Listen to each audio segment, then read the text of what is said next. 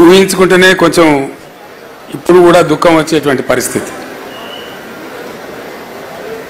యావత్తు తెలంగాణ, ఇంచుమించుగా మొత్తం తెలంగాణ వరుస కరువులకు, వలసలకు, కరెంటు కోతలకు, ఆత్మహత్యలకు, చేనేత కార్మికుల ఆకలి చావులకు ఒక భయంకరమైనటువంటి దృశ్యంగా చాలా చాలా బాధ కలిగించేటువంటి, భరించలేనటువంటి అమానుషమైనటువంటి ఒక పరిస్థితికి లోనైన తెలంగాణ.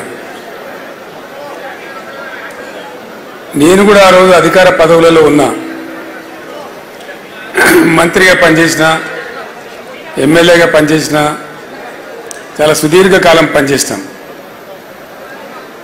ఇప్పుడు లేరు మిత్రులు, కానీ కొద్దిపాటి పిడికడ మందిగా ప్రభుత్వాలలో కొనసాగుతున్నటువంటి మిత్రులు, అనేక హోదాలలో పనిచేసిన వాళ్ళం చాలా సందర్భాలలో కలిసి మా దుఃఖాన్ని పంచుకుని బాధపడే, అసలు ఏం జరుగుతూ ఉంది, ఈ గడ్డ, ఈ ప్రాంతం గతి ఏమిటి, ఒక అగమ్య గోచరమైన పరిస్థితి, ఒక అసహాయ నిస్సహాయ స్థితి, ఏం జరుగుతుందో కూడా అర్థం కాదు. నేను ఎమ్మెల్యేగా ఉండే టైంలో మన తెలంగాణ ప్రాంతానికి సంబంధించినటువంటి ఒక 25-30 మంది శాసనసభ్యులతోని కనీసం ఒక 30 సార్లు సమావేశాలు పెట్టినాం. ఏం చేద్దాం, అసలు ఏం చేయాలా, ఏం జరగాల, మన గతి ఇంతేనా, మనకేమి నిష్కృతి లేదా, ఎవరు కూడా చెప్పలేని పరిస్థితి. ఒక పరిహాసాస్పదంగా తెలంగాణ అంశం మారిన పరిస్థితి.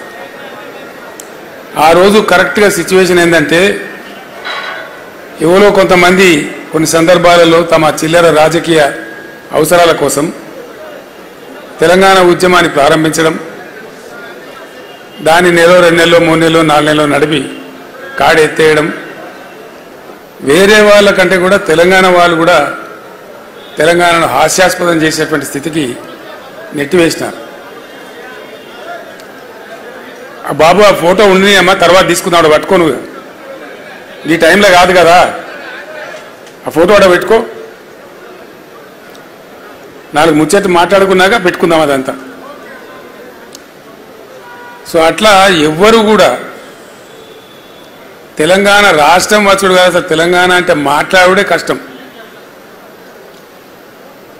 ప్రణయ భాస్కర్ అనే ఒక ఎమ్మెల్యే శాసనసభలో తెలంగాణ అంటే స్పీకర్, ఆనాడు ఉన్నటువంటి స్పీకర్, మీరు తెలంగాణ అనే పదమే మాట్లాడకూడదండి, వెనుకబడిన ప్రాంతం అని మాట్లాడండి అని, తెలంగాణ అనకూడదు అని స్పీకర్ స్థానం నుంచి ఉత్తర్వులు జారీ చేసేటువంటి దుస్థితి.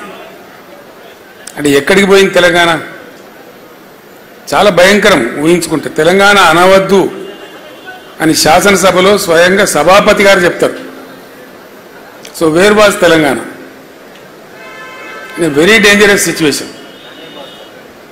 ప్రణయ భాస్కర్, వినయ్ భాస్కర్ వాళ్ళ అన్న, నేను కరెక్ట్గా చెప్పిన, మీరే కరెక్ట్గా వినలే. సో చాలా దుర్భరమైన పరిస్థితి. ఎక్కడన్నా ఏదైనా సందర్భంలో 10 మంది కూర్చున్న చోట తెలంగాణ ముచ్చట క్యా లగాయ భయ్, క్యా దుకాన్ లగాయ, అంత ఈజీగా అంత పేలవం అయిపోయింది తెలంగాణ.